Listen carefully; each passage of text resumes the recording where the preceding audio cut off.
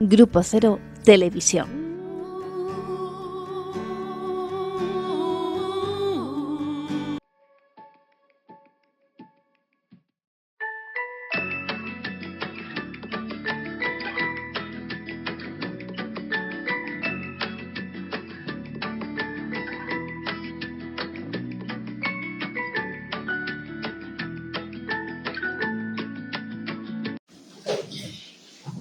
Esta clase que voy a dar hoy es una clase abierta dentro de un seminario de estudio de la obra de Sigmund Freud, que debe de ser uno de los seminarios en el mundo que más tiempo lleva estudiando a Freud. Llevamos más de 20 años leyendo juntos a Freud.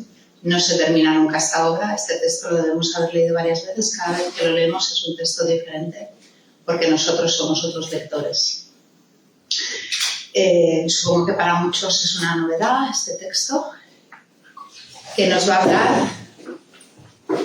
Freud podría haberlo titulado Ensayos sobre la felicidad, pero no, porque como él siempre nos trae la verdad del asunto, pues lo llamó el malestar en la cultura. Pero realmente también es un ensayo sobre la felicidad. Entonces él comienza diciéndonos que no podemos eludir la impresión de que el hombre suele aplicar cánones falsos en sus apreciaciones. Pues anhela el poderío, el éxito, la riqueza, y menosprecia en cambio los valores genuinos que la vida le ofrece, ¿no? Por eso a veces eso también es un obstáculo a la felicidad, ¿no? Siempre quiere más de lo que tiene. Bueno, entonces dice que existen entre los humanos algunos seres a los que se venera especialmente por sus cualidades, ¿no? Que su grandeza no reposa en el poderío ni en la riqueza, sin embargo, aportan intelectualmente algo a la sociedad y por eso se les aprecia.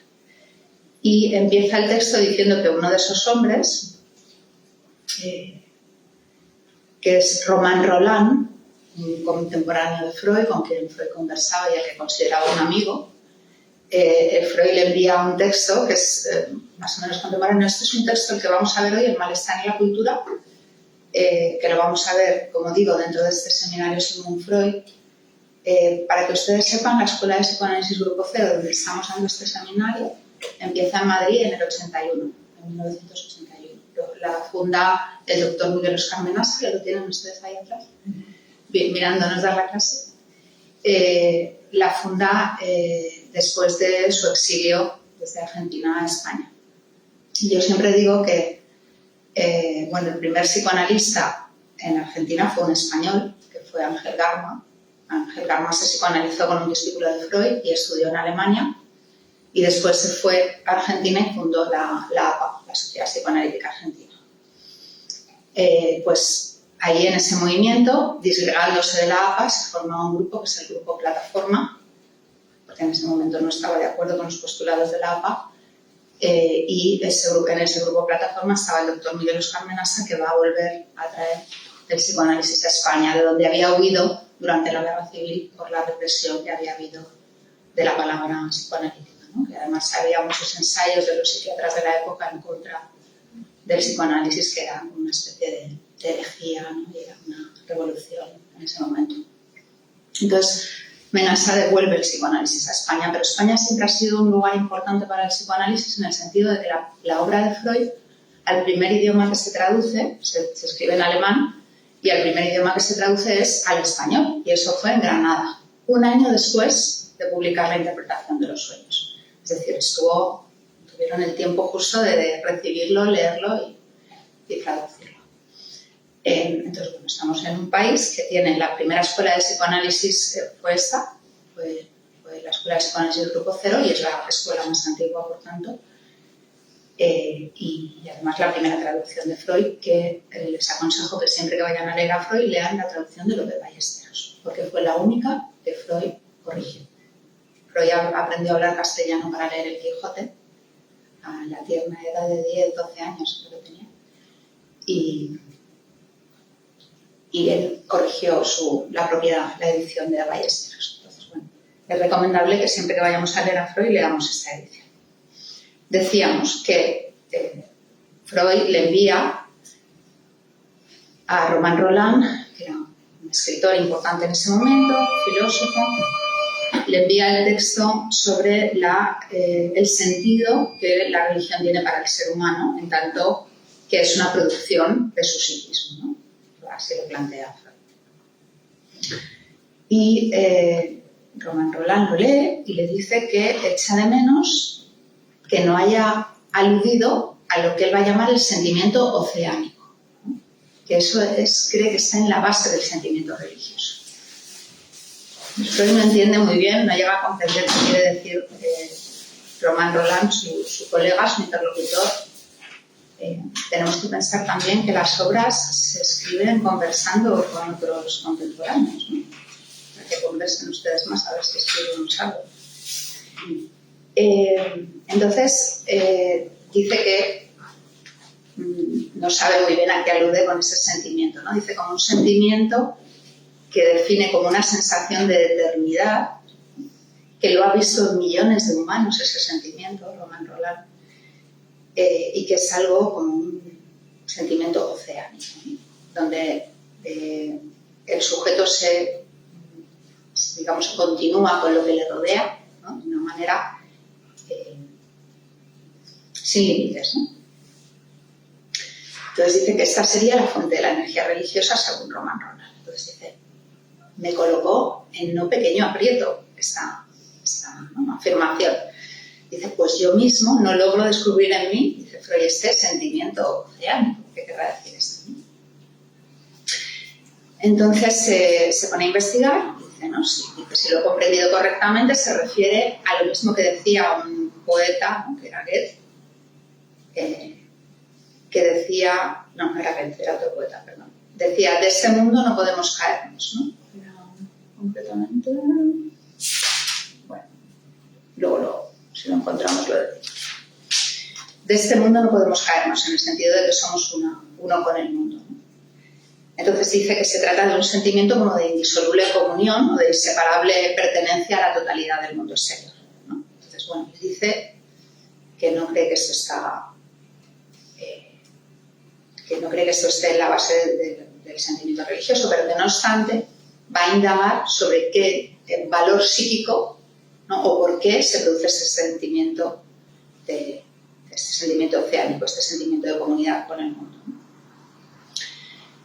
Entonces dice que en condiciones normales nada parece tan seguro y establecido como la sensación de nuestra mismidad, de nuestro yo, de nuestro propio yo, ¿no? De ser nosotros, cada uno tiene la certeza de ser uno mismo, ¿no?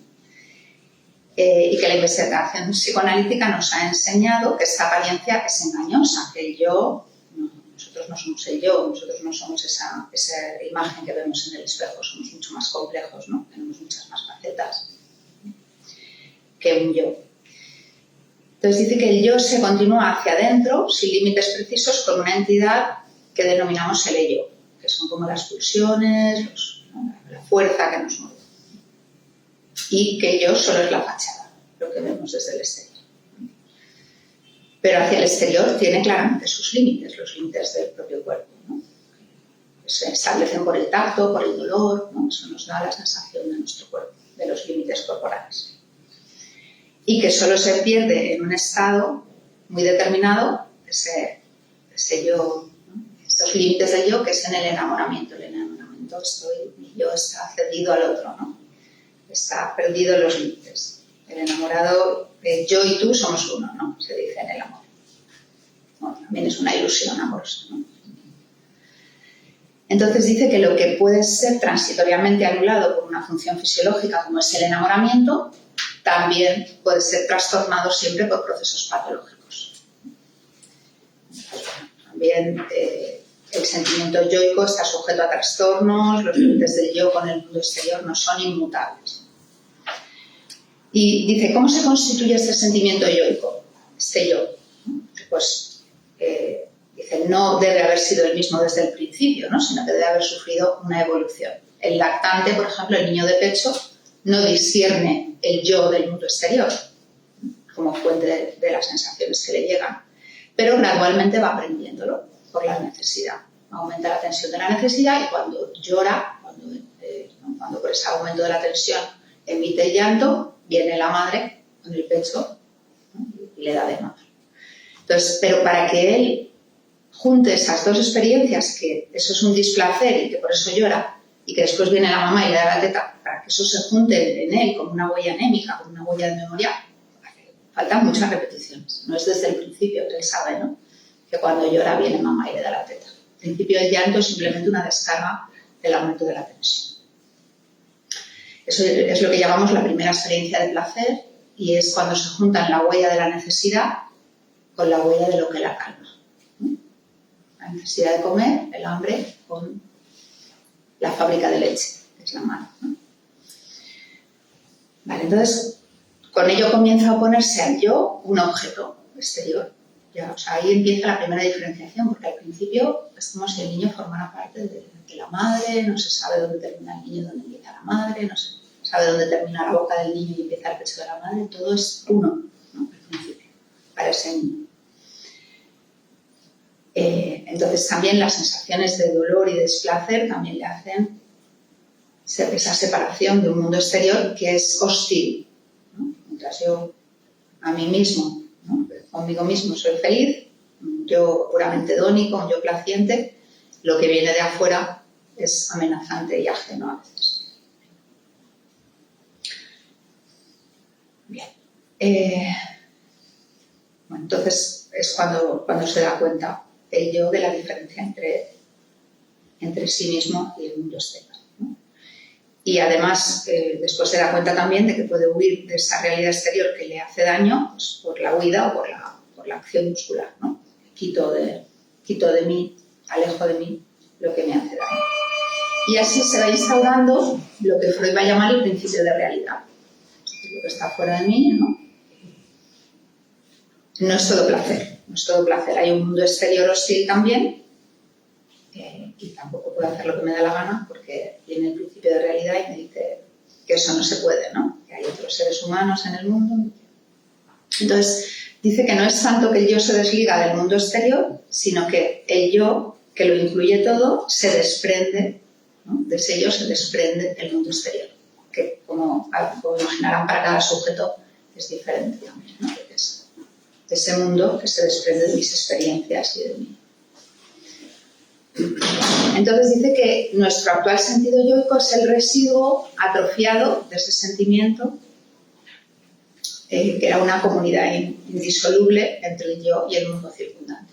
Pues debe ser que ese sentimiento oceánico al que se refiere Roman Roland es esta indiferenciación del yo del mundo de lo circundante. Dice, pero en todo caso no veo que ese sentimiento de diferenciación al que muchas teorías actuales tienden también, ¿no?, en ciertos pensamientos orientales se dice esto, ¿no?, de que uno es uno con el mundo exterior, ¿no? Pero dice que Freud, que investigando, ¿no?, en sus indagaciones sobre el origen de la religión, lo único que ha encontrado, que dice, cuando hay una producción humana, siempre tiene que haber una necesidad de esa producción humana, ¿no? El hombre fabrica algo porque necesita cubrir una necesidad. Además de porque hay un goce en ello, ¿no? Pues tiene esa doble vertiente de necesidad, de útil y de gozoso, ¿no?, de darle satisfacción. Entonces, dice que si se ha creado la religión es porque había una necesidad, porque había un desamparo, ¿no?, del desamparo infantil y de la necesidad del padre, de ese ser que viene a salvarme de todas las molestias exteriores. Pues el ser humano ha creado la religión donde es Dios el que le salva, ¿no?, y además tiene las características de ese padre, que tanto la crueldad como la bondad, ¿no?, es una relación ambivalente siempre con el padre. Bien, pues entonces dice que para él el sentimiento religioso tiene más que ver con el desamparo infantil y con la relación con el padre que con ningún sentimiento oceánico. Que además sería muy narcisista, ¿no?, en tanto que mi yo no es no tiene estos límites, sino que es todo el mundo, ¿no?, entero. Vale. Entonces, en relación con esta observación de que el sentimiento oceánico puede ser algo que nos pasó en el inicio de la producción de nuestro yo. Dice, me parece que surge un problema muy curioso a nivel psicológico y es ¿por qué, ¿no? ¿Por qué sobreviven lo primitivo junto a lo más avanzado en el ser humano, ¿no? ¿Por qué el sujeto psíquico, en vez de abandonar esas etapas por las que se ha ido, ¿no? recorriendo para llegar a lo que es, las conserva todas? Dice, curioso esto, ¿no? Entonces empieza a hacer todo un símil que denota una cultura, vamos, de Hannón ha dado como describe la Roma quadrata, es decir, la constitución de la antigua ciudad romana y cómo se ha ido transformando, ¿no? El Septimonio, todo ese proceso.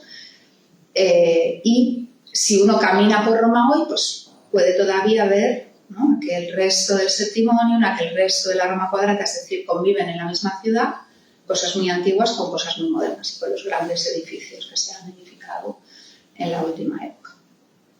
Dice, bueno, no podemos llevar al límite esta comparación, dice, porque es verdad que no está encima de la Roma quadrata el edificio del Septimonio, ni el otro y todos encima, como pasa en lo psíquico, ¿no? En lo psíquico hay, o sea, se conserva todo lo que ha pasado por ahí, ¿no? Dice, y aunque no aceptáramos esta hipótesis de que todo se conserva, por lo menos nos demuestra muchas veces la clínica psicoanalítica que es verdad que unas partes del sujeto han evolucionado mucho más y otras partes del sujeto se han quedado en etapas más arcaicas o han regresado, mejor dicho, ¿no? Han hecho todo el recorrido, pero luego han regresado a momentos donde la constitución era más frágil, ¿no? Donde ahí el sujeto no se rompe por cualquier sitio cuando enferma, como el vaso se rompe por el pelo que tenía cuando se cae al suelo. El humano, cuando enferma psíquicamente, se rompe por ese lugar donde su constitución era más débil, ¿no? Donde era más frágil. O donde más gozó también, porque también hay una cuestión libidinal, ¿no? Si ahí se fijó mi manera de gozar, en la etapa anal o en la etapa oral. Hay regreso también. Bien, entonces dice, también en la naturaleza se puede ver esto. Dice, es verdad que admitimos con Darwin que ha habido un desarrollo de las especies, ¿no? Que podemos provenir de un hombre más primitivo, que se acercaba más a los primates. Dice, pero también es verdad que hoy en día, por ejemplo, los dinosaurios se han extinguido, pero hay un animal que sobrevive todavía, que es el cocodrilo, que nos da cuenta de aquellos animales que, ¿no? Es decir, también en la evolución de la especie humana permanecen ciertos animales, en la evolución de la especie animal, permanecen ciertos animales que nos recuerdan a aquellos primitivos, ¿no? Pero bueno, tampoco son los mismos, ¿no? También esos han evolucionado. O sea que dice que en general, también pone el ejemplo de los órganos, ¿no? Los órganos, por ejemplo, el timo, el órgano de defensa que genera los linfocitos T, que activa los linfocitos T, va involucionando. Los niños lo tienen muy grande y los adultos ya no tienen timo prácticamente, ¿no? No tienen nada más que restos químicos. Dice que dan algunos restos, pero ya no es el timo de la infancia. Es decir, pone muchos ejemplos, pero dice, pero en ningún ejemplo es tan manifiesta esta cosa de que se mantiene lo antiguo frente a lo nuevo, de que se preserva esa historia de la producción de cada uno como humano en el psiquismo, ¿no? Bien.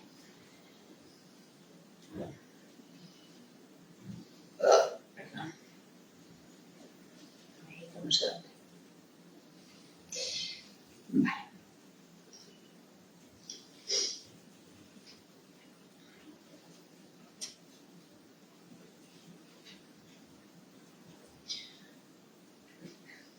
Bueno, entonces dice eso, que frente a que un yo actual de adulto puede sentir ese sentimiento oceánico, ¿no?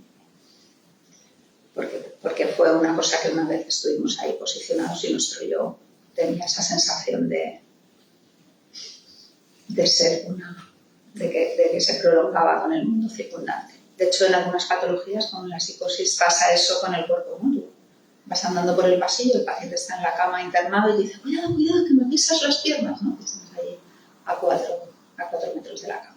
Esta sensación de que el organismo se continúa más allá de los límites del cuerpo pasa también en la patología, ¿no? Siempre la normalidad nos ayuda a vencer la patología. Bien. Ese Dios Padre grandiosamente exaltado tiene que ver con el Padre exaltado que cada uno tuvimos, que después también caen los padres, ¿no? Pero hay un momento donde los padres son el ser humano más perfecto que el niño puede imaginar. Bien, entonces, con respecto a la religión, nos trae unos versos ahora sí de Goethe, que dicen: quien posee ciencia y arte también tiene religión. Quien no posee ni una ni otra, tenga religión.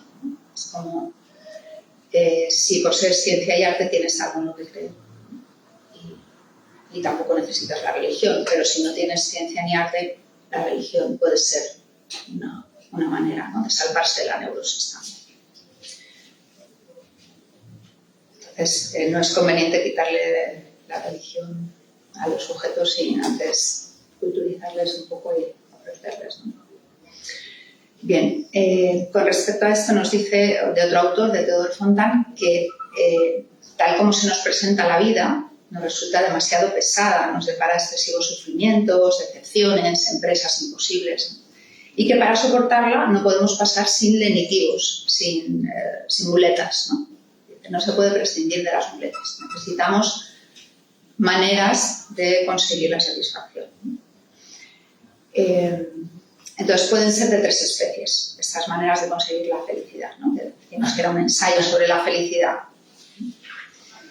Dice, pueden ser distracciones poderosas que nos hagan parecer pequeña nuestra miseria, cada uno la suya.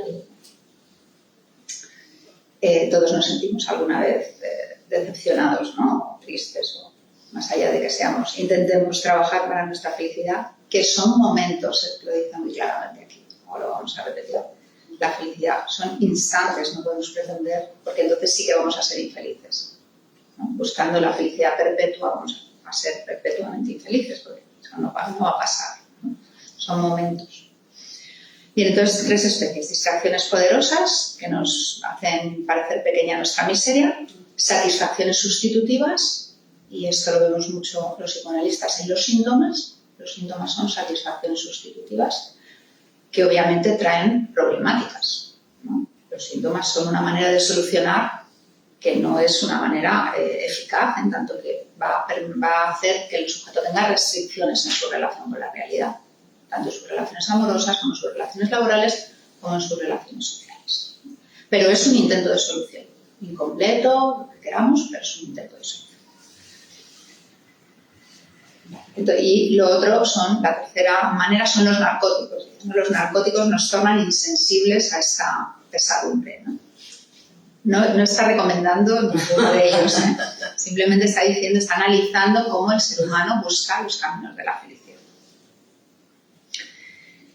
Bien, entonces dice, por ejemplo, que Voltaire recomienda en un libro que se llama Cándido que nos ocupemos de cultivar nuestro jardín, ¿no? Por ejemplo, una distracción. La actividad científica también puede ser una satisfacción sustitutiva, ¿no? La actividad, por supuesto, la actividad creativa, ¿no? El arte. Que dice, no deja de ser una ilusión, o sea, no es una realidad concreta, es una ilusión, dice, pero dado la importancia que ha cobrado la imaginación en nuestro psiquismo, es una ilusión que nos sirve como lenitivo, como un rato donde nos desconectamos de las pequeñas desgracias que tengamos en nuestra vida cotidiana, ¿no? Bien, y los narcóticos dice que influyen sobre nuestros órganos y modifican su quimismo. Entonces, se sigue preguntando, en relación con la felicidad, ¿cuál sería el objetivo de la vida humana? Julia, ¿cuál es el objetivo de la vida humana?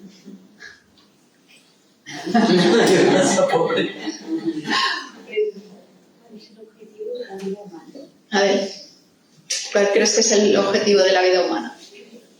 Para ti. ¿Qué es lo que tú quieres para ti?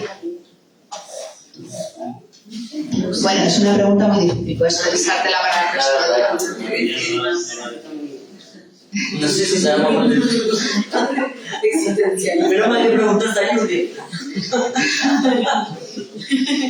Bien, bueno, dice que uno parece ser que tendríamos derecho a rechazar la pregunta en sí, puesto que es una pregunta totalmente antropocéntrica, nadie se pregunta por el fin que tienen los animales en este mundo, ¿no? Creemos que todo está hecho para nuestra satisfacción, ¿no? Y dice que solamente la religión se atreve a decir que la finalidad de la vida es servir a Dios y ya tendremos la recompensa en el otro mundo, ¿no? Pero, dice, podemos hacernos unas preguntas más modestas, ¿no? En vez de preguntarnos cuál es el fin de la vida, de nuestra existencia humana, podemos preguntarnos ¿qué esperamos de la vida? ¿Qué pretendemos alcanzar en la vida? ¿No? Y dice, bueno, es difícil equivocar esta respuesta, ¿no? Lo que esperamos es la felicidad. Y esta aspiración tiene dos facetas, dos faces, dos caras. La aspiración a la felicidad. Una es evitar, buscar positivamente la felicidad, buscar el placer, y otra es evitar el dolor, ¿no? Esas dos son las vías que tenemos para llegar a la felicidad. En sentido estricto, el término felicidad está más emparentado con la búsqueda de la satisfacción, con la búsqueda del placer. Y quien fija este objetivo es un principio rector de nuestro aparato psíquico, que es el principio del placer, ¿no? Nuestro aparato se rige desde muy pequeñitos intentando evitar el dolor y procurarse el placer. Bien. Entonces dice, no cabe dudar de que este principio nos rige, pero también es verdad que su programa está en pugna con el mundo entero, ¿no? Tanto con el macrocosmos como con el microcosmos. No hay nada en el macrocosmos ni en el microcosmos que pretenda la felicidad de los humanos que lo habitan. Pues cada uno se tiene que arreglárselas para construirse su propia felicidad con sus elementos, ¿sí? Porque nadie va a procurar, ningún Estado se preocupa por la felicidad de sus habitantes, ¿no? Desgraciadamente. Entonces, el plan de la creación no incluye el propósito de que el hombre sea feliz. Entonces, podemos decir que la felicidad surge de la satisfacción casi siempre momentánea, como decíamos antes, casi siempre un instante, de necesidades acumuladas que han ido elevando su tensión en el tiempo. Y, de acuerdo con esto, solo puede producirse de manera episódica, de manera, ¿no? Así que angustia un poco todo esto. Ya veo algunos bostezos por ahí, es un poco angustioso. Pero bueno, ya veremos que hay maneras, ¿no? Entonces dice, el sufrimiento que queremos evitar, ¿no? Ese sufrimiento, esa vía de la felicidad que es la evitación del sufrimiento, dice, ¿de dónde nos viene el sufrimiento en la cultura actual, ¿no? Dice, nos amenaza por tres lados el sufrimiento. Dice, desde el propio cuerpo, ¿no? Que está condenado a la decadencia y a la aniquilación, vamos a envejecer y vamos a, ¿no? terminar desapareciendo. Sí, no puedo, lo siento, pero... pero vamos a tardar muchos años.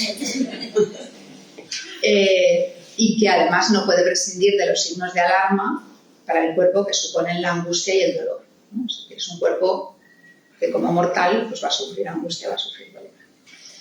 Ese es el primero, el propio cuerpo. Segundo es el mundo exterior, ¿no? Capaz de encarnizarse hacia nosotros con fuerzas omnipotentes e implacables, ¿no?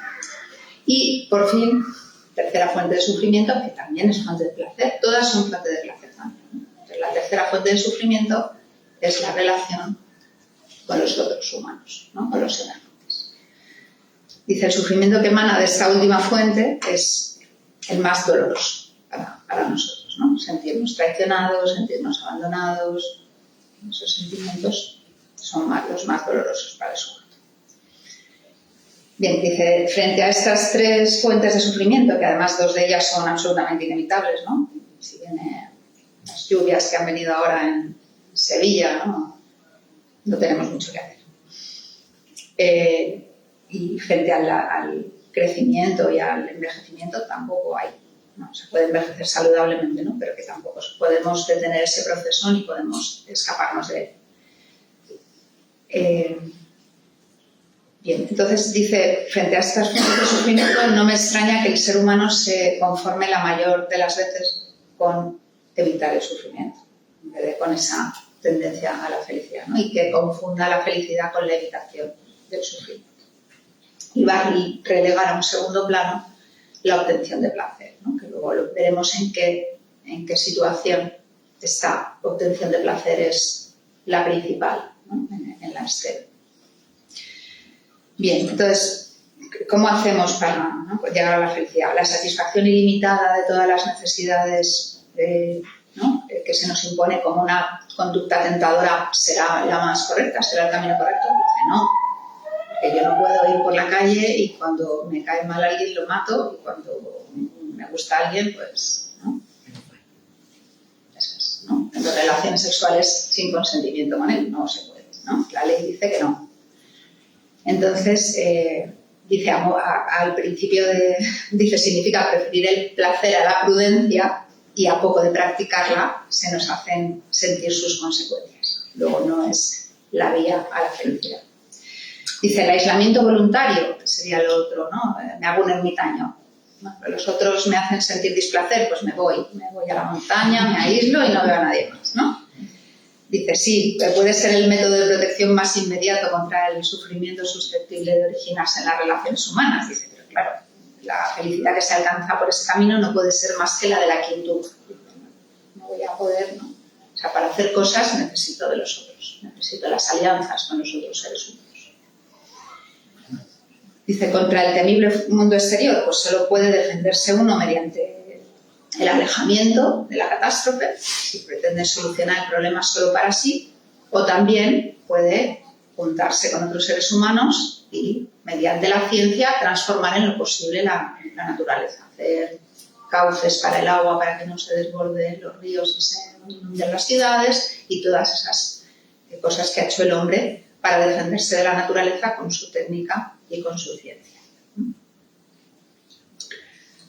Vale. Y la otra solución sería pues acabar con el sufrimiento, porque el sufrimiento es una sensación, entonces me quito la sensación y ya está, ¿no? Las drogas o los narcóticos.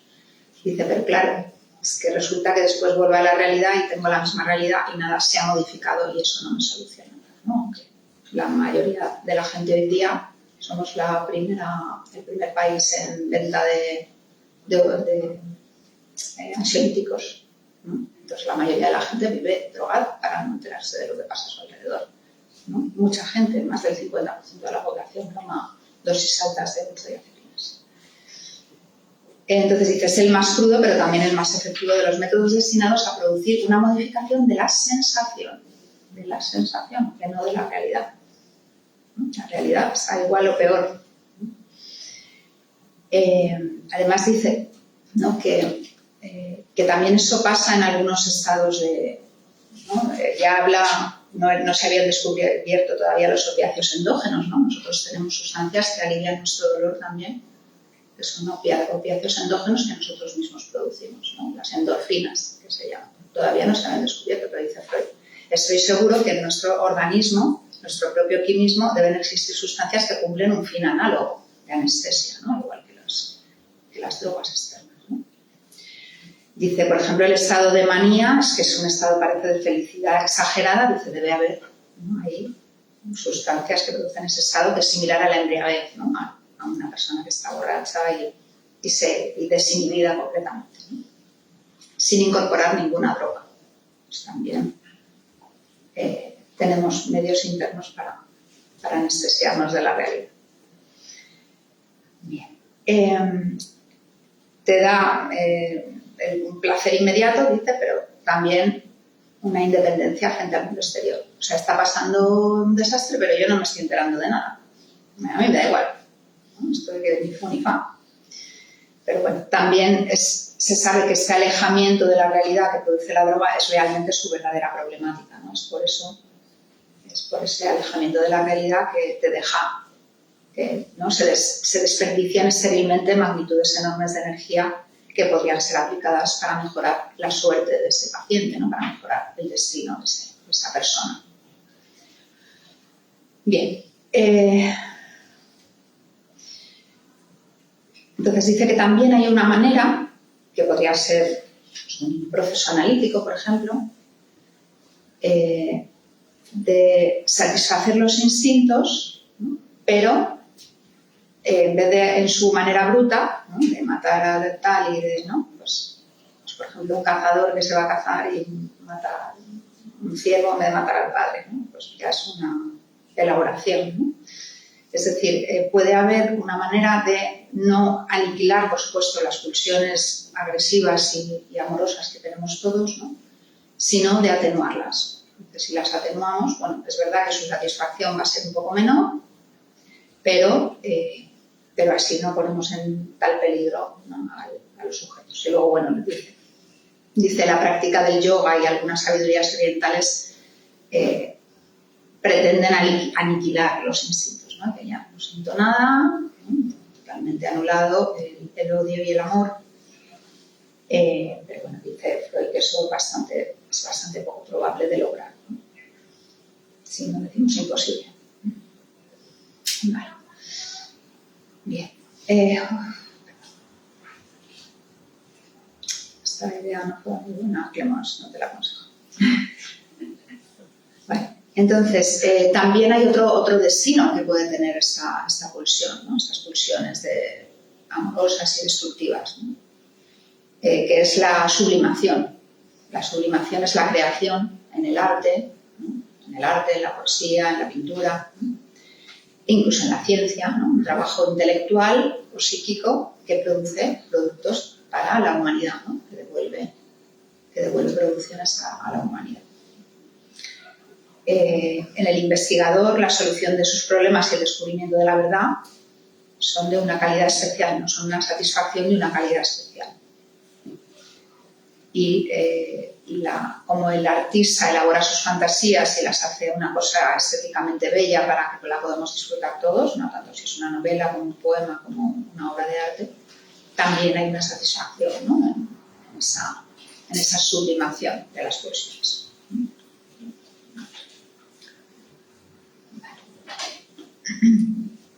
Entonces dice que la sublimación es un camino óptimo si se sabe acrecentar el placer del trabajo psíquico o intelectual, y entonces lo que pase afuera pues poco puede afectar, ¿no? Nos puede afectar menos, aunque si hay un dolor físico, es muy probable que este dolor físico nos interrumpa la actividad durante un tiempo, ¿no? Es decir, cuando el cuerpo, la llamada orgánica, interviene, pues a eso es difícil de abstraerse, ¿no? Pero bueno, que es una manera de librarse un poco de esas fuentes de sufrimiento, ¿no? El tener una producción. Pero dice, claro, esto no es fácilmente alcanzable por el común de los mortales, ¿no? Ponernos todos a hacer ciencia ¿no? Tienes que tener una cierta predisposición a eso, un cierto deseo de dedicarte a esas cosas. Dice, pero sin embargo el trabajo, aunque sea el trabajo manual, ¿no? El trabajo tiene un valor psíquico inconmensurable para todos los humanos, ¿no? En tanto que es algo que es una muestra de amor primero hacia los otros, o sea, es algo que yo produzco para otros, es algo que aumenta mi autoestima, puesto que me ayuda a la producción y al saber que soy útil a la comunidad. Por eso tanta gente se muere o se infarta o se enferma cuando se jubila. Le pasa mucho a los varones, sobre todo, donde en ellos el trabajo con otros ocupa un lugar preponderante en su economía psíquica, ¿no? Su valor está puesto en el trabajo casi todo, ¿no? Pues bueno, cuando no podemos ser científicos o ser artistas, podemos, sin embargo, disfrutar del arte y de la ciencia de otros, o podemos también poner nuestra satisfacción en el trabajo. Aunque dice, no es una técnica de orientación vital a la que estemos muy abocados, ¿no? En general, nos escaqueamos un poco del trabajo. Pero bien.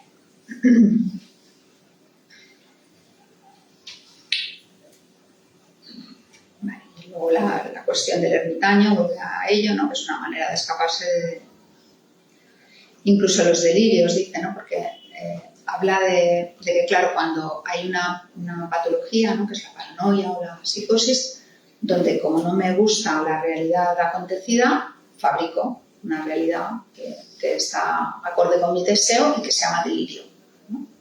Entonces, el psicótico fabrica un delirio donde esa realidad ya no tiene esas cosas displacenteras que le han disgustado, ¿no? Por ejemplo, es muy típico esta escena de la madre con un tronco en el psiquiátrico, que es el hijo perdido, que lo sustituyó por el tronco, ¿no? Es decir, ella crea una realidad donde no está la pérdida, ¿no? Donde ya no está la pérdida. Eso es la psicosis, dice que es otra manera de escapar de esa realidad cruel, ¿no? Esas decepciones a las que nos enfrentamos. Y que hay un delirio universal, ¿no? Que también hay delirios de la masa, no solamente del sujeto, y que podemos tomar la religión como una producción delirante universal, en tanto dice, no puedo atacarla con la razón, es decir, es totalmente fuera de la razón y de la ciencia, ¿no? Es una producción humana que, volvemos a decir, lo que intenta restablecer al padre, ¿no? Perdido de la infancia, ¿no? Ese padre que nos protegía de todas las miserias del destino, ¿no? Pero en todo caso es como un delirio comunitario, ¿no? Un delirio colectivo. Bien, y luego dice, por fin, existe un método que todavía no he mencionado, dice, ¿no? para llegar a la felicidad. Dice, ¿cómo podría olvidarse precisamente esta técnica del arte de vivir, ¿no? Entonces nos dice que también ella nos hace independientes del destino, ¿no? Que traslada la satisfacción a los procesos psíquicos internos y no la hace tan dependiente del mundo exterior, pero sin apartarse por ello del mundo exterior tampoco, ¿no? Aferrándose, por el contrario, a sus objetos y hallando la felicidad en la vinculación afectiva. ¿De qué estamos hablando? Del amor. Del amor. Estamos hablando del amor. Dice, me refiero a aquella orientación de la vida que hace del amor el centro de todas las cosas, ¿no? Que deriva toda satisfacción de amar y ser amado. Dice, una de las formas en que el amor se manifiesta, que es el amor sexual, dice, nos va a proporcionar la experiencia placentera más poderosa y subyugante, ¿no? El goce, un goce importante ahí, ¿no? Para el sujeto. Dice, el punto débil de esta técnica vital, claro, es evidente, dice, ¿no? Si a nadie se le habría ocurrido abandonar por otro camino si fuera tan perfecto, este camino a la felicidad. Pero jamás, dice, nos vamos a hallar tan a merced del sufrimiento como cuando amamos. Jamás. Jamás somos tan desamparadamente infelices como cuando hemos perdido el objeto de amor, ¿no? Entonces, también esta técnica, evidentemente, tiene sus inconvenientes. Dice que un derivado de esta cuestión amorosa es la búsqueda de la belleza, ¿no? Donde quiera que sea accesible, ¿no? O sea, todos sabéis oído hablar del síndrome de Stendhal, que se desmayó frente a la belleza de la estatua. El arte, con sus producciones, y la belleza es una cosa que no sirve para nada, pero que es imposible vivir sin ella, ¿no? Que no tiene utilidad material para el sujeto, no te sirve para freír un huevo, pero es imposible vivir sin la belleza, ¿no? Sin la tendencia a la belleza. Y dice que la estética ha escrito páginas y páginas sobre esto. No tiene utilidad, pero la cultura no podría prescindir nunca de ella. Y dice que el psicoanálisis nos muestra que la belleza deriva del terreno de las sensaciones sexuales, de las atribuciones de belleza al objeto, ¿no? Al objeto amado. Lo amado es bello para uno. Aunque a veces no se comprende. A ver, vamos a ver. ¿Qué le has visto? Pero sí. Vale. Entonces, la belleza y el encanto son atributos que se hacen al objeto amado, ¿no? Muchas veces. Pero luego se va a extender este concepto de belleza a los paisajes, al arte. Bueno, entonces, dice que el designio de ser felices que nos impone el principio del placer es irrealizable. Lo siento mucho, pero no se puede realizar. Dice, pero no por ello tenemos que abandonar los esfuerzos por acercarnos a su realización. Claro que no vamos a llegar, claro que no se llega a la felicidad y no se queda ya eternamente feliz, pero se puede producir para cada uno esa porción de felicidad. Bien, entonces, además dice que la felicidad es meramente un problema de la economía libidinal de cada uno es feliz con unas cosas según lo que le satisfaga, ¿no? Y eso se va construyendo, según vamos construyéndonos como sujetos psíquicos, nos gustan más unas cosas que otras, desde muy pequeños además, ¿no? Y entonces dice, todo depende de la suma de satisfacción que pueda conseguir en el mundo exterior, de la medida en que se inclina a independizarse lo suficiente de este, que aunque haya una desgracia, una catástrofe, que le echen del trabajo, que no sé qué, él, bueno, ya lo arreglaremos, yo soy un trabajador, voy a encontrar otro trabajo, ¿no? De la independencia del mundo exterior. Y por fin, de la fuerza que se atribuye a sí mismo para poder modificar ese mundo exterior, ¿no? Si partimos del no puedo, no voy a ser capaz, tampoco vamos a conseguirlo. Dice, el ser humano predominantemente erótico, pues va a anteponer los vínculos afectivos, ¿no? Que lo ligan a otras personas. El narcisista, pues va a buscar satisfacciones en sus procesos psíquicos íntimos, ¿no? Y el hombre de acción nunca abandonará el mundo exterior en el que puede medir sus fuerzas, ¿no? Cada uno tiene sus intereses.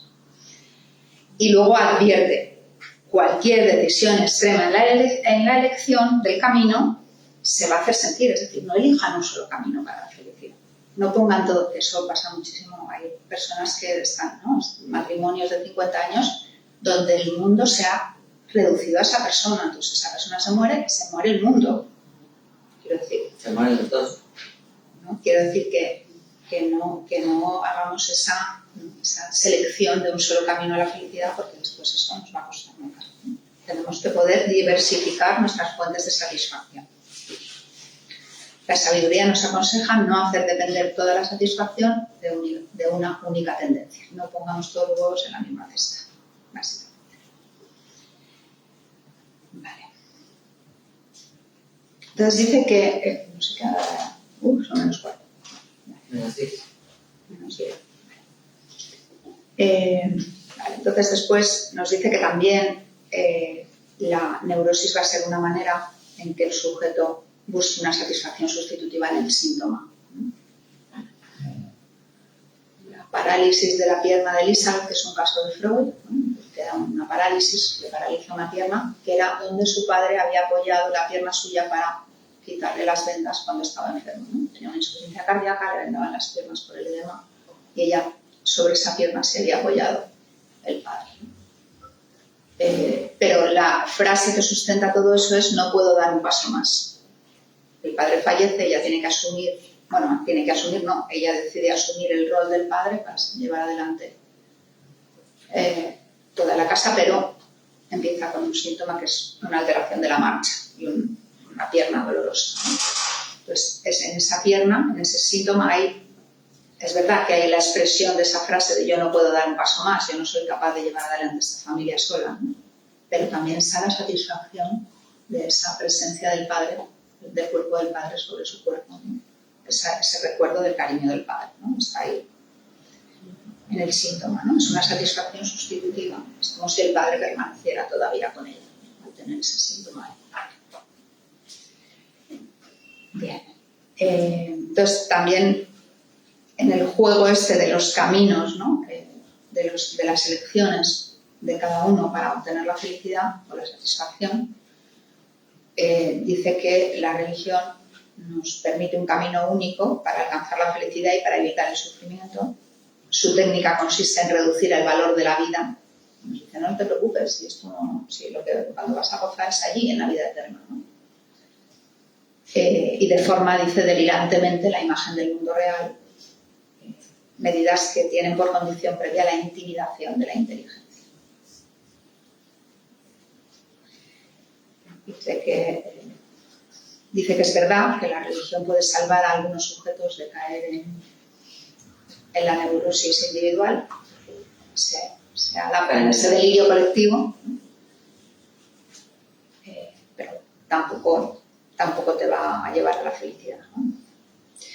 Entonces, como corolario de toda esta parte, dice: hay muchos caminos que pueden llevar a la felicidad, pero ninguno que permita alcanzarla con seguridad, ¿no? Que te garantice que vas a alcanzarla. Entonces, luego se pregunta, y es muy interesante esto, ¿por qué al hombre le resulta tan difícil ser feliz, ¿no? Ya hemos respondido al señalar las 3 fuentes del sufrimiento: supremacía de la naturaleza, la caducidad del propio cuerpo y la insuficiencia de nuestros métodos para regular las relaciones humanas, las relaciones con los otros. Dicen, las primeras dos no podemos hacer mucho, como ya hemos dicho, pues son inevitables, ¿no? Y en la tercera pues va a surgir también la cultura. Dice, no atinamos a comprender por qué las instituciones, es decir, la cultura y las instituciones que nosotros hemos forjado, no habrían de representar protección y bienestar para todos, ¿no? ¿Por qué somos infelices en esta cultura que nosotros mismos hemos producido, ¿no? Se pregunta Freud. Bien, dice que se ha topado con una afirmación en esos tiempos, ¿no? que decía que la cultura llevaría gran parte de la culpa por la miseria que sufrimos y que podríamos ser mucho más felices si la abandonásemos para retornar a condiciones de vida más primitivas, ¿no? Es una afirmación que corría en la época de Freud, que todavía hoy se insiste en ella, ¿no? Dice, cualquiera que sea el sentido que se da al concepto de cultura, que luego lo vamos a ir viendo si nos da tiempo, o otro compañero en la próxima clase, ¿no? Dice, ¿por qué habremos llegado tantos a esta hostilidad hacia la cultura, tantos seres humanos, ¿no? ¿Por qué estamos tan disconformes con la cultura? ¿Y por qué la condenamos, ¿no? A veces. Dice, bueno, hay varias razones, ¿no? Pero dice, históricamente ha habido primero el advenimiento del cristianismo, ¿no? La producción de la religión cristiana ha hecho que la vida terrena pierda sentido, ¿no? Porque está la vida aquella que va a ser mucho mejor, ¿no? Luego también los viajes de exploración a pueblos primitivos crearon la ilusión de que los primitivos vivían más felizmente que nosotros, que no tenían restricciones a sus impulsos, ¿no? Pero eso fue una falsa apreciación, porque estudiando de verdad, ¿no? Los pueblos primitivos se ve que muchas veces tienen restricciones que son peores que las nuestras, ¿no? La hermana no puede hablar con el hermano, ¿no? Cosas así, ¿no? Nosotros tenemos prohibido el incesto, pero ahí es que no puedes hablar con tu hermano. Ya es el colmo.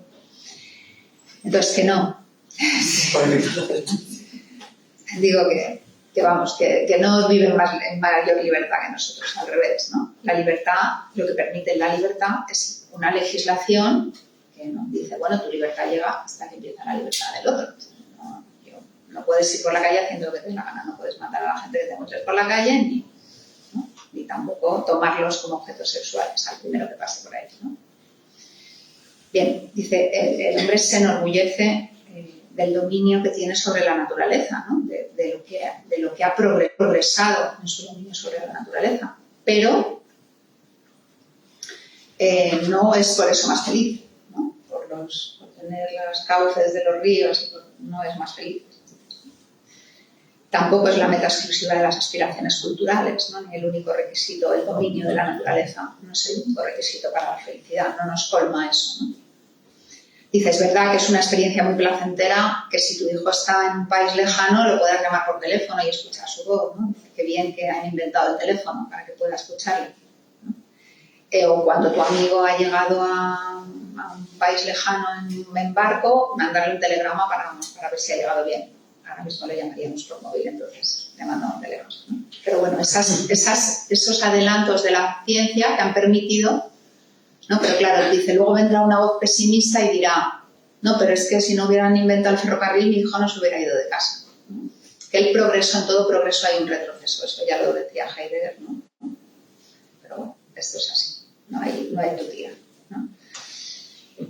Entonces, vale, esto... Entonces, parece indudable, dice, que no nos sentimos muy cómodos en nuestra actual cultura, pero es por dos cuestiones, y ya con esto termino, voy cerrando la clase. Dice, por una es por la necesidad de coartar las pulsiones sexuales que tiene la cultura. O sea, es necesario, dice, nuestra moral europea actual, digo actual porque no ha cambiado mucho, seguimos viviendo en una época muy parecida a la victoriana con respecto a la sexualidad, ¿no? Donde parece que la única sexualidad permitida es la sexualidad heterosexual, en pareja, en matrimonio, ¿no? Establecido, y todo lo demás pues son como desvíos de eso, ¿no? Y todavía nos manejamos ahí, luego donde la fidelidad absoluta es una condición, Entonces se va restringiendo esa pulsión sexual que podía satisfacerse, bueno, podía no, nunca pudo, pero digo, ¿no? Que imaginariamente podíamos satisfacer con cualquier objeto o que nuestras fantasías nos hacen pensar que podemos satisfacer con cualquier objeto, pero después resulta que somos monógamos la mayoría, ¿no? Digo, mucha gente no, en ninguno somos monógamos en realidad, ¿no? En la fantasía ninguno, pero eso parece que es lo que se nos exige, ¿no? Familia monogamia. Vale. Entonces la cultura va a restar, dice, a esa unión que es la familia, a esa primera forma de colaboración histórica que fue la familia, que fue, pues dice que probablemente se produjo inicialmente por una necesidad sexual, el varón se juntaba con la mujer y quería, ¿no?, tener una compañera para tener su satisfacción sexual, ella también. Y entonces se juntaron ahí, después nació el hijo, y para proteger al hijo, pues ya la mujer se quedó ahí, ¿no? Entonces ya empezaron las primeras familias. Pero claro, la familia y la cultura es como que, ¿no? Ahora lo estamos viendo, que para que un chaval salga de la familia, bueno, chaval, están saliendo con 40 años, ¿no? Ahora se están quedando en la casa de los padres, es decir, la familia te retiene y no te deja salir a lo social, y el sujeto también tiene que vencer esa cosa de aceptar lo exterior, de aceptar lo externo, lo diferente a lo familiar, para salir al mundo y producir en el mundo su otra familia o lo que él quiera, ¿no? Entonces dice que la cultura se antagoniza con esta cosa, ¿no? Y dice, y la mujer, como defensora de la familia, de la estructura familiar, pues muchas veces se enfada con la cultura en el sentido de, ¿no?, está molesta con la cultura en el sentido que le resta, ¿no?, que el marido tiene que abandonarla, tiene que dejar de estar mirándola a los ojos fascinado para salir a trabajar y conseguir el dinero para traerla a la casa. Ahora sabemos que las familias tienen muchas estructuras y que muchas mujeres son las que llevan el dinero a la casa, o ambos dos, ¿no? Pero digo, en un momento de constitución familiar, estamos hablando del origen de la cultura, ¿no? La cultura estaba en contradicción con la familia, ¿no? Había una pelea. Pero para lo que surge especialmente la cultura es para poner orden y límites a una cosa que nos cuesta mucho aceptar a los humanos que tenemos, que es una hostilidad constitutiva. Tenemos como dos instintos, dos pulsiones, la pulsión de vida y la pulsión de muerte. Y la pulsión de muerte o se dirige hacia el exterior en forma de agresividad o se dirige hacia adentro. El paradigma mayor son las enfermedades autoinmunes, por ejemplo, donde hay una autodestrucción del propio sujeto, pero también en la melancolía, donde puede llegar al suicidio, ¿no? La pulsión autodestructiva o la agresividad dirigida hacia el exterior.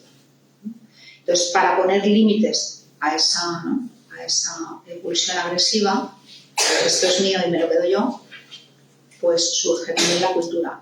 Y él habla en Totem y Tabú, ya con esto termino, de un mito que se lo toma a Darwin, ¿no?, que es el mito del padre de la horda primitiva, ¿no?, donde había un padre totipotente que poseía a todas las mujeres y que tenía sometidos a todos los hijos, ¿no? Entonces, entre todos los hijos pactan que van a cargarse al padre, pero claro, una vez que se cargan al padre, otro de ellos quiere erigirse en el padre ese, ¿no? Entonces, al final tienen que hacer una ley donde cada uno va a formar su familia y se van a dejar de matar los unos a los otros, ¿no? Y ahí dice, es el fundamento de la cultura, que es el origen de la cultura está en la prohibición del incesto, ¿no? También porque esas familias pues ya son familias organizadas donde con tu madre no, con tu hermana no, entonces ya tiene instaurada la prohibición del incesto, que fue el verdadero origen de las primeras organizaciones culturales, ¿no? Entonces, ¿por qué odiamos a la cultura? Porque nos coarta nuestras tendencias sexuales y nos coarta nuestras tendencias agresivas. Eso vendría a ser. Y además, dice Freud, igual que se construyen, ¿no?, las instituciones se construyen a nuestra imagen y semejanza, como nosotros nos hemos ido construyendo. Porque nosotros teníamos esas tendencias hostiles y sexuales que hemos tenido que ir educando, ¿no? Que esto no se puede hacer, que esto tampoco, que esto se hace así, esto no. Pues con la cultura ha pasado lo mismo.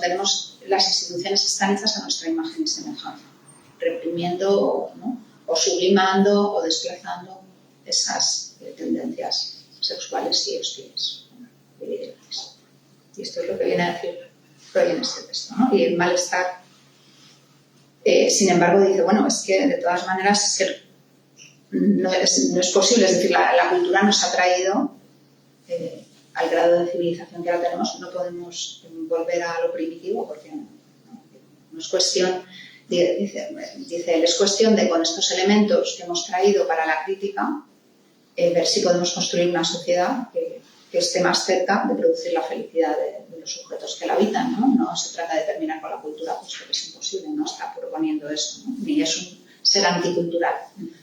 Está diciendo, miren, con esto que sabemos del sujeto psíquico, a lo mejor podemos hacer instituciones que ayuden más a los sujetos a ser felices y a no padecer de trastornos psíquicos como la neurosis o la psicosis. Y ya está. Muchas gracias.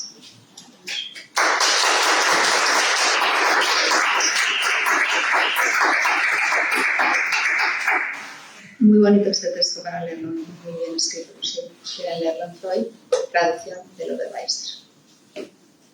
Me encanta porque en Argentina nos hacen leer Amor. Lo sé. Los ballesteros no. De verdad, ballesteros sí. Claro, mira, Amor Roto, te digo, es una traducción de la edición inglesa de Strachey al castellano. Entonces son dos traducciones, del alemán al inglés y del inglés al castellano, por lo cual ya hay dicho traductor traidor, imagínate dos traducciones seguidas. Es que cambian los términos. Todo Todos los términos y Cambia la teoría. Cambia la teoría porque donde Freud... Pero puede ser que en Ballesteros, en lugar de hablar de pulsión, habla de instinto. Sí, pero es diferente a la palabra alemana, Ah, ok. ¿vale? Está mal, sí es verdad que está mal traducida al castellano, porque la palabra que él utiliza cuando habla de instinto animal es instinct y cuando habla de pulsión es Trieb. Entonces ellos lo traducen como instinto, pero no es instinto. En el texto de Freud es Trieb en alemán. Sí. ¿Vale? Eso sí es verdad, es pulsión, no es instinto. Además, eso está registrado en el texto, Sí, ¿no? sí. En las pulsiones, sí. Los destinos hacen esa anotación, ¿no? Les quiero dar las gracias porque yo me lo he pasado muy bien sublimando mis pulsiones sexuales para escribir esta clase. Ha sido encantador leer a Freud otra vez y muchas gracias, porque uno siempre que se prepara la clase lo hace para los otros y gracias a ustedes de preparar esta clase. Muchas gracias, ha sido muy bien. Y una pregunta, doctora. ¿Y el psicoanálisis en qué puede ayudar al sujeto para conseguir justamente esos, ¿no? Porque cómo va a ser, Claro. que es difícil, pero se supone que el psicoanálisis es un instrumento para conseguir... Claro, para conseguir la satisfacción, bueno, porque primero te da la posibilidad de abrirte a todas las posibles utilizaciones de la libido, a la sublimación, porque cuando la libido está pegada al síntoma, ¿vale? Que no se puede movilizar. Entonces, lo primero que hace es liberar esa energía, esa libido, con la que hacemos las cosas, para que tú puedas con ella sublimar, para que puedas reprimir si se produce la represión, porque también es necesaria la operación de la represión. Puedes transformar en lo contrario. Una cosa muy agresiva se puede transformar en un amor, lo sabemos todos, ¿no? En un amor exagerado, muchas veces. Un amor demasiado exagerado tiene que hacerte sospechar. El psicoanálisis lo único que hace es devolverle al sujeto la energía. Todas sus herramientas para que se pueda enfrentar a que le pase lo mismo que le va a pasar a cualquier sujeto humano. Muerte, desolación, amor, felicidad, porque tampoco se soporta muy bien la felicidad. No, la felicidad no. Es verdad, había una fórmula preciosa que decía, ¿no? Que me he olvidado de deciros, es que es un texto enorme, que dice eso, que el sujeto psíquico está mucho mejor en la desgracia, se siente más seguro que en la felicidad, porque en la felicidad sí, a ver cuándo se acaba eso. A ver cuándo viene lo malo, ¿no? Es verdad, es que somos un poco así. Entonces, el psicoanálisis también nos prepara para el goce, porque el goce es algo que nos perturba mucho a los humanos, ¿no? Porque hay gente que no tolera gozar, ¿no? Lo vemos en los que fracasan al triunfar, un tipo de personalidad que cuando les salen las cosas bien se deprime, ¿no? Pero eso es el extremo, pero a todos nos pasa. Cuando nos salen las cosas bien, empezamos a sospechar, ¿cuándo se va a acabar esto? ¿Qué está pasando? ¿Dónde está escondido? es más fácil para nosotros estar en una situación de sufrimiento porque sabemos, la tenemos controlado todo, ¿no? Sabemos que estamos ahí, que bueno, vamos a ver si salimos, pero claro, estar en la felicidad también es estar en la incertidumbre, de alguna manera, ¿no? No estar seguro de la situación. Pero uno puede tener una vida feliz. Claro. Bueno, ¿no? más allá de momentos de felicidad. Bueno, pero ahí habla de momentos de felicidad, pero también uno puede decir que está feliz en su vida. Recuento, claro, su recuento puede ser muy feliz. ¿No? Su recuento, claro, dices. claro, porque digo, no hay un ser humano que no sienta tristeza, bueno, no pero sienta dolor. que eso hace parte de la vida, digo, que también eso es lo que enseña el psicoanálisis, claro. Uno aprenda a tolerar eso sin decir, es una catástrofe esto que me pasa. Claro. Pero uno también puede decir, mira, yo soy feliz en mi vida. Yo soy feliz.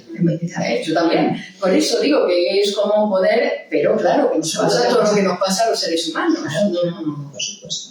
Pero claro, yo lo digo porque ese ideal de estar siempre feliz, que además hay como una tendencia a negar también lo negativo, por eso digo que Freud no le ha puesto a esto el ensayo sobre la felicidad, le ha puesto el malestar en la cultura, porque la tendencia es a negar la dificultad, ¿no?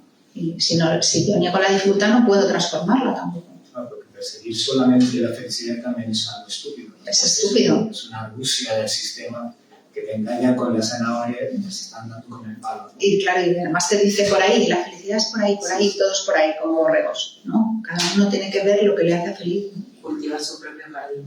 Claro, y que no se puede ser feliz todo el tiempo, ¿no? Es algo tautológico, ¿no? Es algo, para alcanzar cierto grado de felicidad tienes que padecer algo. Claro, pero también es verdad que uno aprende, por ejemplo, en el proceso de aprendizaje, ¿no? Yo digo, voy a poner el ejemplo mío, porque yo al principio era tan narcisista que cuando me enseñaban algo me molestaba no saberlo antes. Yo me enfadaba, decía, pero ¿cómo no sé esto antes, no? Pero claro, eso era una niña aprendiendo, después ya me di cuenta, cada vez que aprendía algo me daba una felicidad, ¿no? Lo que antes me daba rabia, no haberlo sabido antes, ahora me daba felicidad. Quiero decir que también nos enseña el psicoanálisis a que esos momentos de herida narcisista pasen a quedarme con lo que he ganado, no con lo que he perdido. No lo supe nunca, sino que bien, ahora lo sé.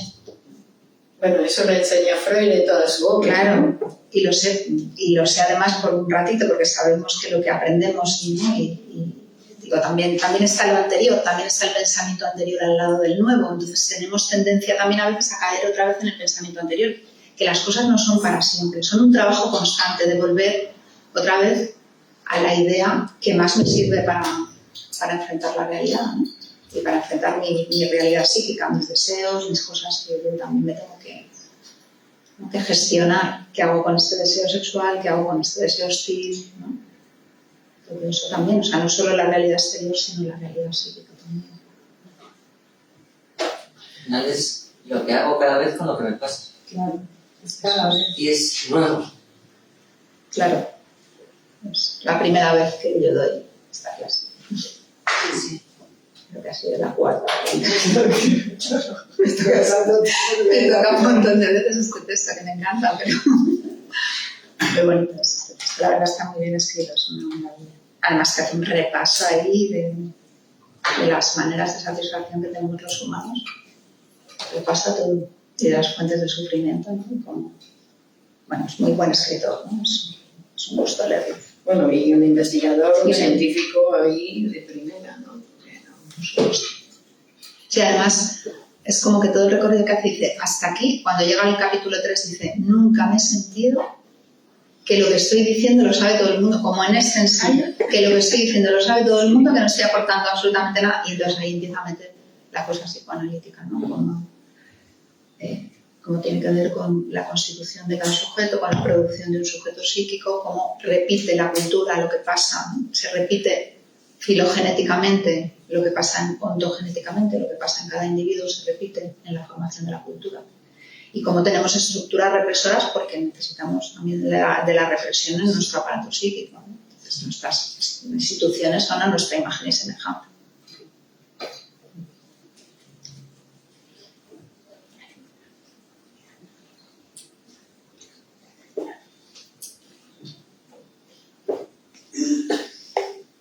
alguna frase habrá quedado por ahí.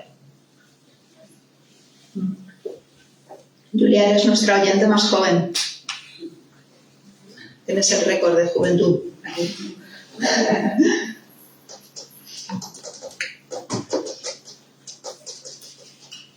Bueno, pues muchísimas gracias a todos. Hay un recital después de Damaso Alonso. Vamos a sublimar la próxima, las pulsiones sexuales. Y la próxima conferencia será el 20 de marzo, El porvenir de una... Es el texto que he nombrado sobre la religión. Muy bonito también ese texto. Sí. Y enseguidita, en 10 minutos, aquí, recital poético del gran poeta Damaso Alonso. Muchas gracias a todos. Gracias.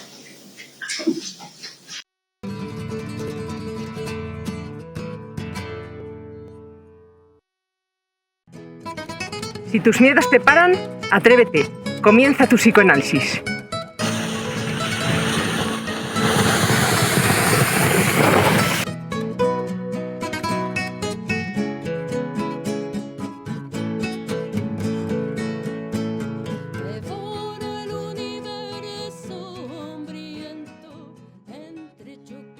Los problemas de salud mental son cada día mayores. Son necesarios profesionales cualificados. Te ofrecemos una cuidada formación en psicoanálisis impartida por psicoanalistas con más de 20 años de experiencia clínica y en formación continua en la Escuela de Psicoanálisis Grupo Cero. Súmate a un futuro brillante. Contacta con nosotros y reserva ya tu plaza en nuestros seminarios. El lema de Grupo Cero es: si somos más, podemos ser mejores. Cada semana quedamos, conocemos a poetas, nos intercambiamos, reflexionamos juntos, siempre en buena compañía. Para leer, aprender a leer y escribir poesía es un reto muy bonito. Nos encontramos una vez a la semana y la verdad es que está muy bien. Como dicen los poetas, cuantas más palabras se tengan, mejor se vive. Poco a poco vamos construyendo una visión y una propia voz, incluso poética. La poesía es la verdadera historia de los pueblos. Voy perdiendo la vergüenza al expresarme, porque también el grupo hace que se soporte eso. A mí el taller de poesía me encanta. Os recomiendo bastante. Si todo está destruido, no caben dudas. La única posibilidad es poética. Es una experiencia nueva.